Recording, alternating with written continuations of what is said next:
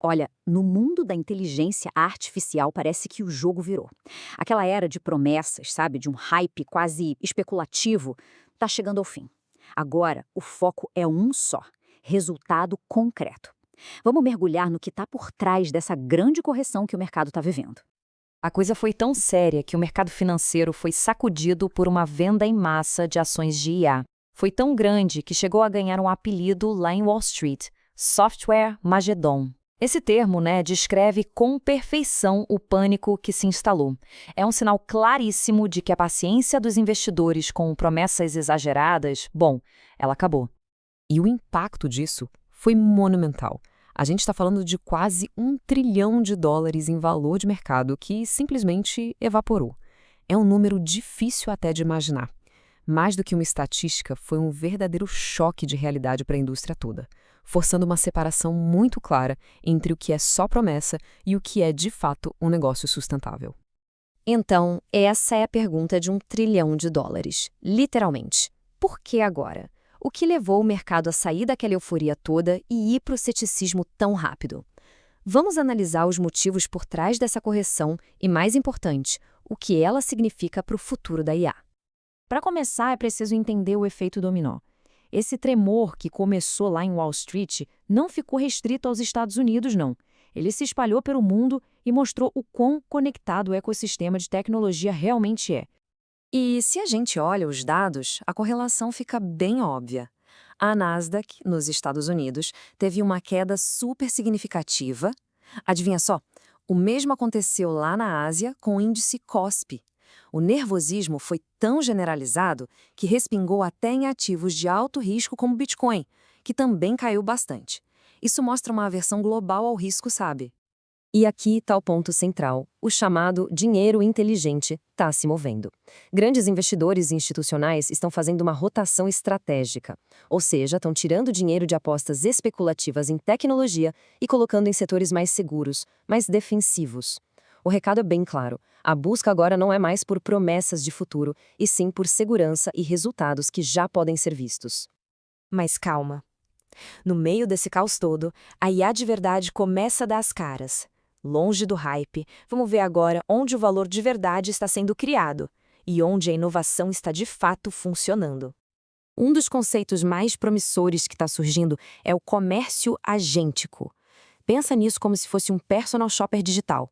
É uma inteligência artificial que não só te recomenda um produto, mas que pesquisa, compara preços e finaliza a compra para você, tudo a partir de uma conversa. É uma mudança fundamental na forma como a gente pensa o varejo digital. E como é que isso funciona na prática? Bom, o processo tem basicamente 3 etapas. Primeiro, a descoberta, que é quando a IA entende a sua necessidade. Depois vem a comparação, onde ela avalia as opções de forma autônoma. E, por fim, a finalização, concluindo a transação sem nenhum atrito. O objetivo é um só: tornar a experiência de compra online totalmente fluida. E claro, se a gente está falando de compras, a gente tem que falar de pagamentos. Essa revolução está chegando lá também. A maioria das instituições financeiras já está testando os pagamentos agênticos, onde a IA automatiza as transações. Só que ainda existem algumas barreiras bem críticas para superar, principalmente quando o assunto é confiança do consumidor e, claro, prevenção de fraudes. O mais legal é que essa onda de inovação também está redesenhando o mapa global.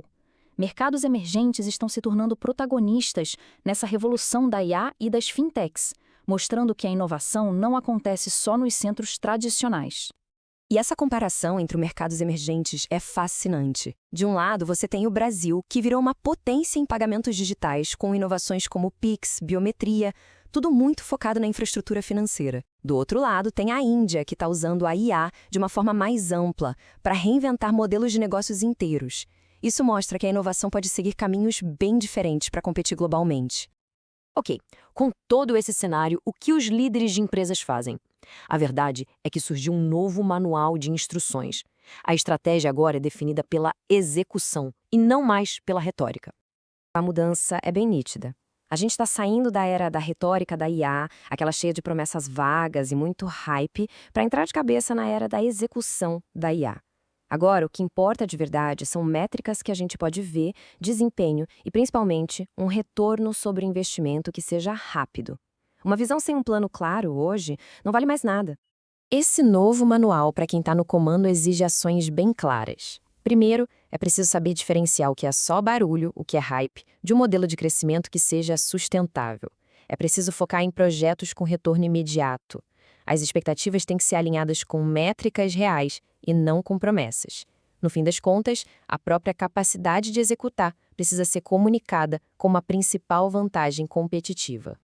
E essa frase aqui, nossa, ela resume perfeitamente o momento. A capacidade de um líder de comunicar e, mais importante ainda, de entregar resultados reais com o IA, é isso que vai separar os vencedores dos perdedores, nessa nova fase do mercado. A conversa acabou. Agora é hora de mostrar serviço. E isso tudo nos leva a uma pergunta final, para reflexão mesmo. A estratégia de IA da sua organização ou daquela que você admira está construída sob a areia movediça do hype? Ou ela tem uma base sólida de execução? A resposta para essa pergunta pode muito bem definir o futuro do negócio.